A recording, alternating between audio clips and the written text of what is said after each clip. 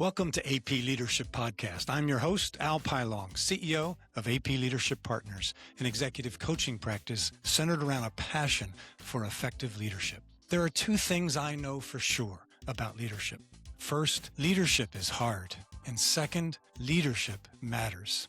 And so my hope today is that through the course of this conversation, you will find fresh ideas and inspiration for your challenging but important leadership journey ahead. Thanks for listening.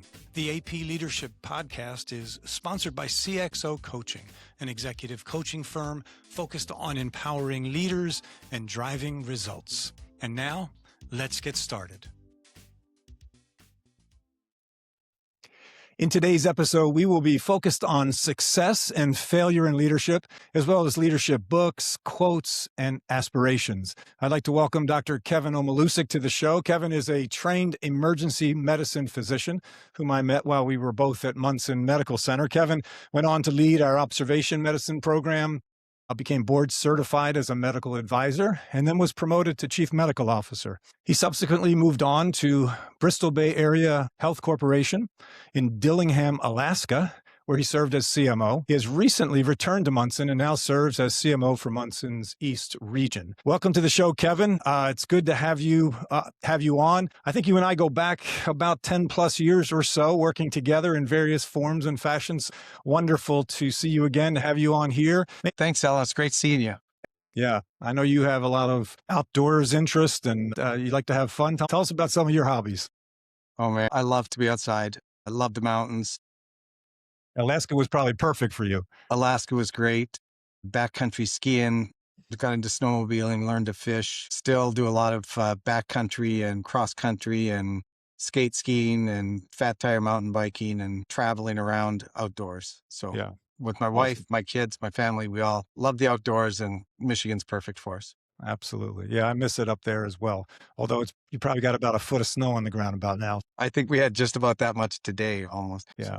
All right. Well, let's jump in. So as you think about leadership, we're going to talk a little bit about success and failure in leadership, qualities of leadership. Let's start with what makes a good leader. Why do leaders succeed? What are the qualities that lead to success in your view? So I think, and thinking about this, there's a few things that I think every leader has to do and has to do well. I think listening and hearing is probably at the top of my list of things that I think makes a good leader. And that's not just, it's not just hearing things, but it's listening to people talk. It's actually hearing what they're saying without judgment. It's learning how to make small talk. It's being out on the floors, making rounds, not always with a motive, but sometimes just getting out and meeting people. And I think honesty and integrity kind of rank right up there, along with honest communication. So letting people know that your word is your word, and they can trust it, but also communicating those ideas to the staff so that they understand what that is.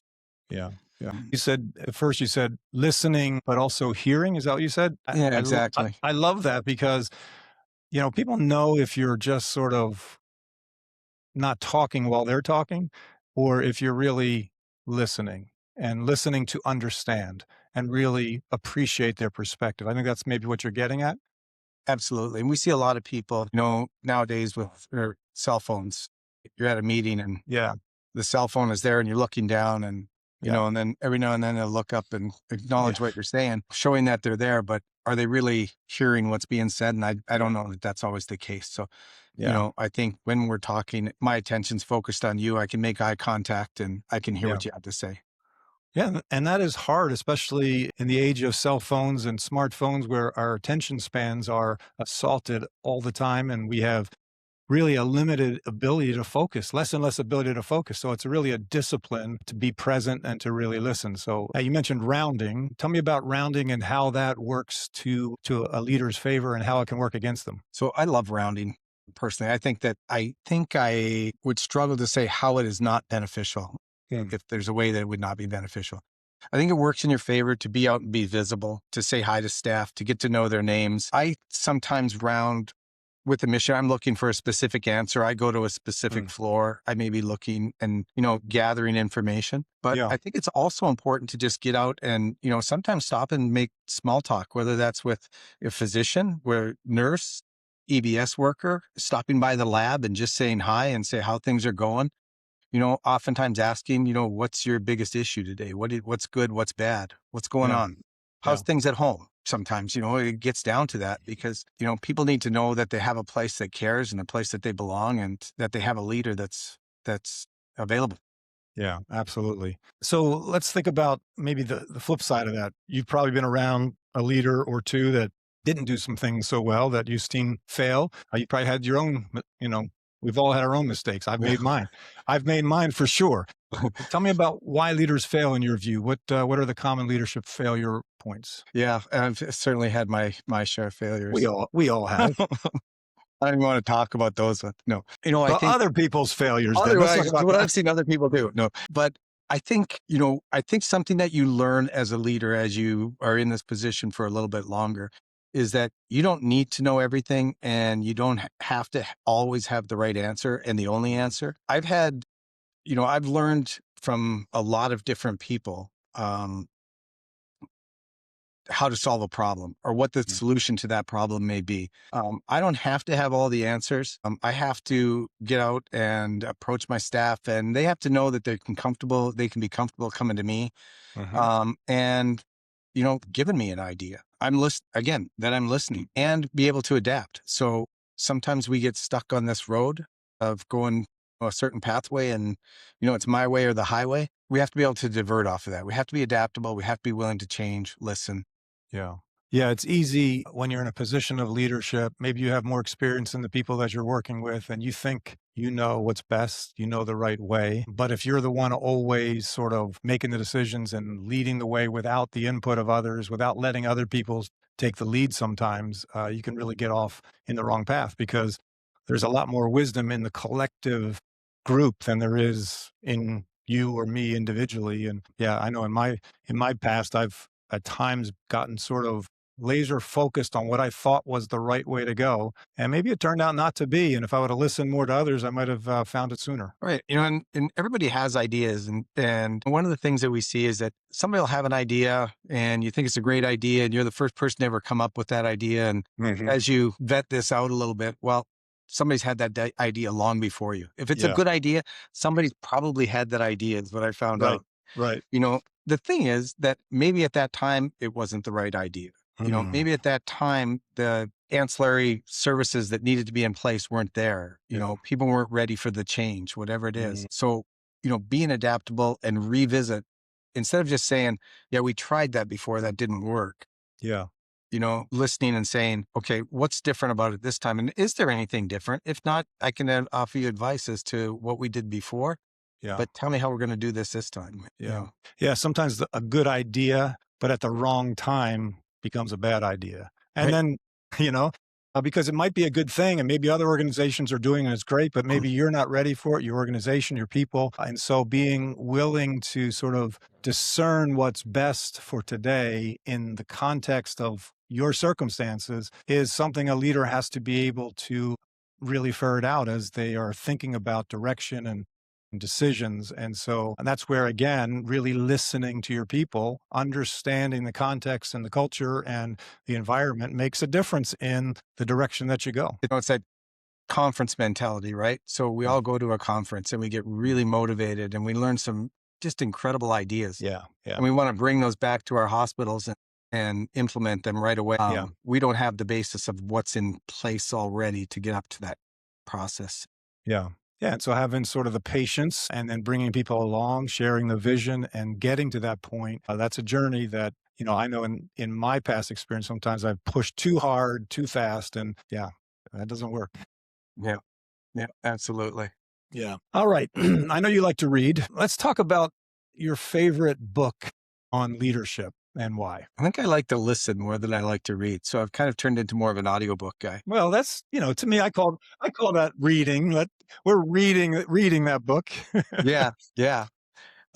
Which reminds me, Travels with Charlie. If you haven't listened or read to Travels with Charlie by John Steinbeck, great book. Okay. I'll mark that Not down. a leadership book, but a great book. If I had to go with the leadership book of what I liked, and probably one that had the most influence on me ever as a leader, and I was fortunate that somebody had me read it early on, was Speed of Trust, by Covey.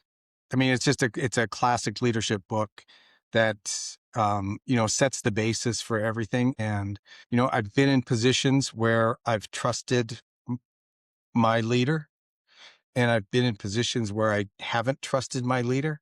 And it's a completely different culture and aspect of, efficiency of getting things done, confidence, being able to give out ideas. I mean, there's just so many things that go along with being a leader that you can trust, or having Yeah. that trust of your leader. Yeah. So I think probably Covey had the biggest influence on me. Yeah, that book is one of my all-time favorites as well. Trust is the foundation of everything, not just in leadership, but in every aspect. He talks about at the beginning, every aspect and dimension of life, trust comes into play. And, he talks about in that book, I love this book. He talks about in that book how, it's not just soft skill. Building trust, not just soft. There's actually a business case for trust. Right. Whereas when there's high trust, things get done more quickly and they cost less. And he calls that the trust dividend. And when things take longer and cost more, the trust tax is in play because there isn't trust. And so I've certainly seen that over the course of my career as I'm negotiating with a third party or a contract with somebody. If there's a foundation of trust, you can usually get to an agreement a lot faster than, if there isn't a foundation of trust. 100%. And I think that, that holds true as an administrator working with physicians, just solid. I think it blends over to my family life, my home, my wife, Yes. everything. And, like you said, there's the dividend of trust and, pushing a deal through quicker, taking time. I think there's also the importance that he talks about in that book is being able to regain trust. Yeah. Just When it's because you been lose lost. trust doesn't mean it's lost forever. Yeah. It's not easy. And I've seen that over and over again, but you can definitely rebuild trust. Yeah, for sure. He talks about 13 trust behaviors, and they're just very common sense activities, things that you can do in every sort of relationship, like you said, whether it's at home with your family, your wife, your spouse, or your colleagues or your boss, whatever the case may be. He talks about credibility in that book and the importance of being both competent and a person of high character, that you need them both. You can't just be the smartest person in the room if you don't have high character. How you get things done matters as much as getting the right things done. So yeah, your credibility is important. So yeah, Covey's book there is, it's it's probably my all-time favorite as well. And I've used it in many scenarios over the course of my career. And even recently with a team, I led a staff retreat on the speed of trust. It's a great book. I keep extra copy. It's one of my books that I give to young leaders frequently if they haven't. Yeah. I didn't know you were going to say the speed of trust, but Oh, it's on the top of my stack right next to me. Just happens to oh, be. that's fantastic. So, Yeah, that's great. yeah. That's great. All right. So, what type of leader do you aspire to be? Type of leader do I aspire to be? Just the kind I am right now. No. I wish that was true. I guess, what kind of leader do I want to be? I don't want to be a leader that has to announce to my staff that I'm a leader. Like, I'm the leader here. Yeah. I'm the leader. This is my project. I'm the leader. I want that people are naturally drawn to me as a leader and they feel comfortable coming to me to help them solve a problem, help work through an issue. But I also want them to feel comfortable that I'm going to have their back when they work through a process, as long as they're doing it with good integrity, and that I'm going to be there to help support that. Yeah. Right. That if something doesn't work out, that's not the end of the world, that I'm still going to be there. Yeah. And we're still going to provide support. Not every project's a winner. Yeah. No, if you create an environment where people feel comfortable to take chances, take risks, come up with new ideas, not everything's going to work. But if you have an environment where they're okay and they know you're supporting them, wow, that goes a long way to increasing innovation and creativity and positive outcomes. And that takes time, right? That's, again, building trust. And as you find, being back into my new position here for the last 6 months, that the things people will come to me with now are much different than when I first got here. The first 2 months of a new job are oftentimes really quiet. It's like, this is the easiest job ever because nobody wants to talk to you. Yeah. And by 6 months in, you're busy 24 hours a day kind of thing. Yeah. With limitations, obviously. It's nice. And I like having that relationship with staff. I like that nurses feel comfortable to do that. I like, that quality folks or case management or whoever is willing to reach out and just ask for an opinion Yeah.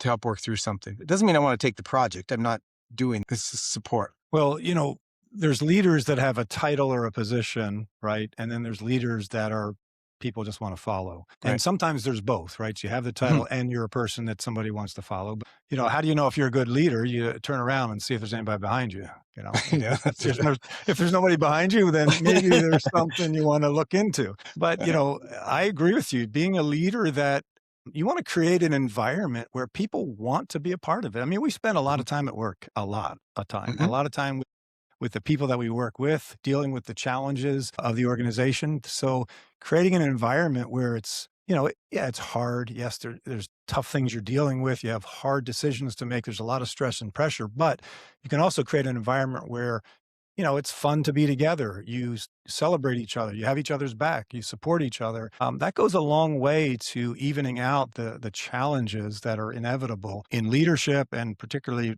right now in healthcare leadership. Right. Yeah. Absolutely. Yeah. Is there a quote that you particularly like? A leadership quote of some sort? Yeah, absolutely. I have a couple of quotes that I really like. My quotes don't come from leadership books that I tend to memorize or that I tend to learn. They're typically more movie lines than anything else. I love it.